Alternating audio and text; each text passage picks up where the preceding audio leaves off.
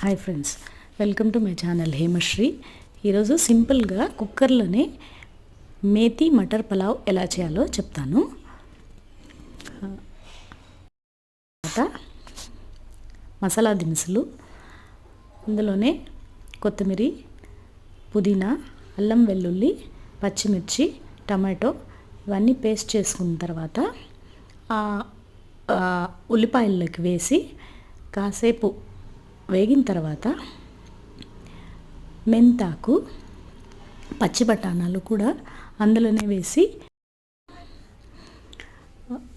తగినన్ని నీళ్లు పోసి కావలిస్తే కొంచెం మిరప్పొడి అందులోకి యాడ్ చేసుకుని సరిపడేంత ఉప్పు వేసి కుక్కర్లో 3 విజిల్స్ వస్తే చాలా కమ్మగా ఉండేటువంటి మెంతి పలావ్ రెడీ అవుతుంది. నచ్చితే లైక్ చేయండి, షేర్ చేయండి.